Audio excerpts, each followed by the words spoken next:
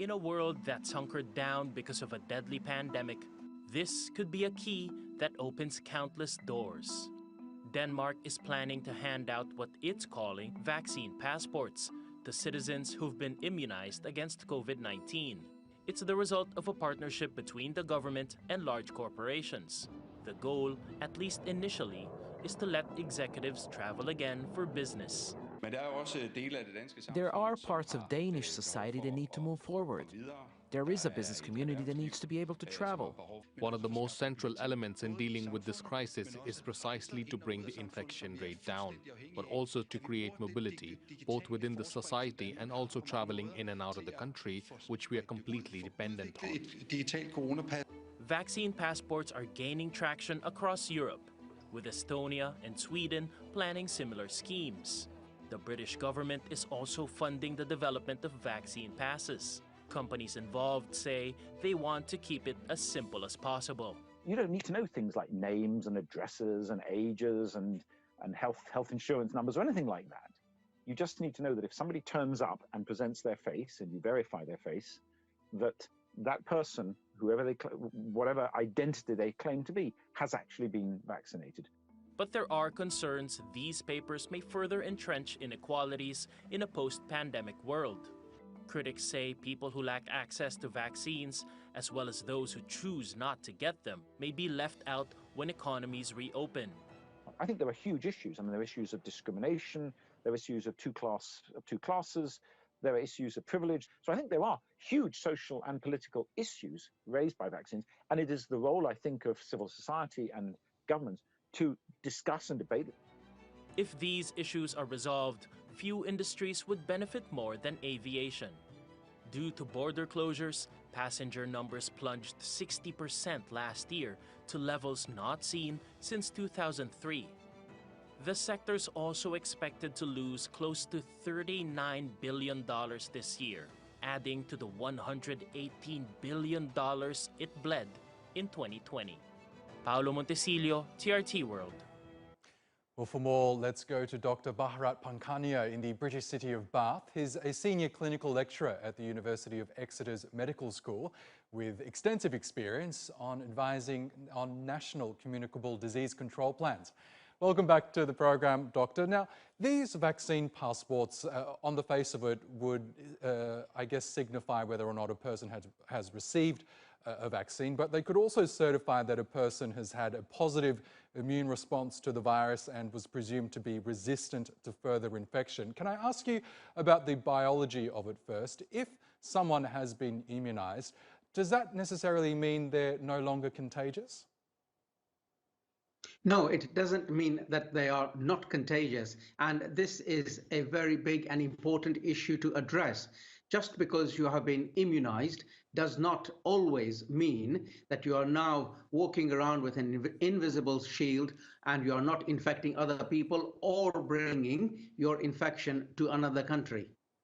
Okay, and what is the danger of the fact that that is the case? I mean, potentially if these passports are used as indicators of whether or not someone can travel or enter a business or even apply for accommodation in some instances, that presumes that that person is I guess, a safe being and COVID-free when they're actually not. So the only thing we can say with a person who has been immunized is that they have been immunized, no more, no less.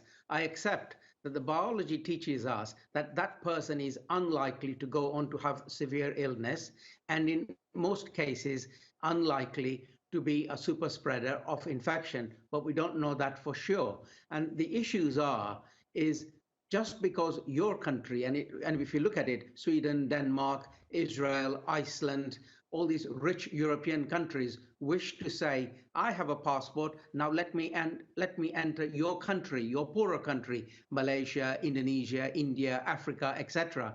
It's imposing conditions on another country, and the other country may say, you've got your passport, keep it to yourself, we wish to keep infection out of our country. So those are also important issues that it has to be addressed at a global level, what a passport means and what infection control therefore entails after you come into a country just because you've been immunized. Now, as we heard in Paolo's story, several governments and businesses, particularly the airline industry, are very keen to roll out these vaccine passports in order to reopen travel, reopen the economy. Do you think they'll work? It's an imposition, I feel.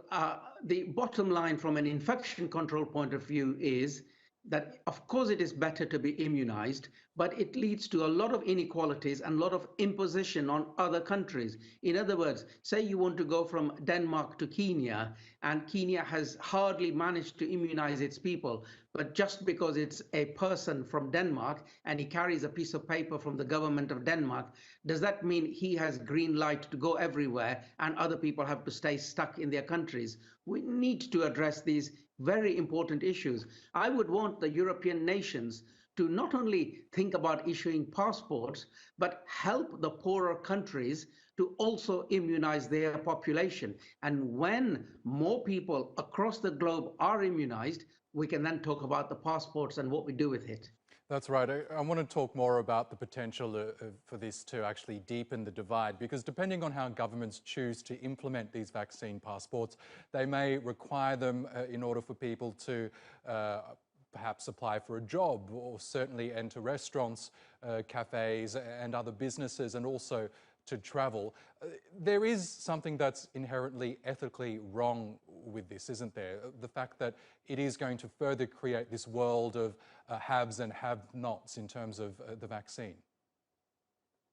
Very much so. And not only is this an inequality issue, but it's also a case of haves and have-nots. And it leads to a lot of tension in the communities. I'm not saying that just because you have been immunized, you are safe and therefore you've got the green light for everything. It should be a case of we try and immunize as many people as possible, as fast as possible, and maintain our infection control guard even after you have been immunized.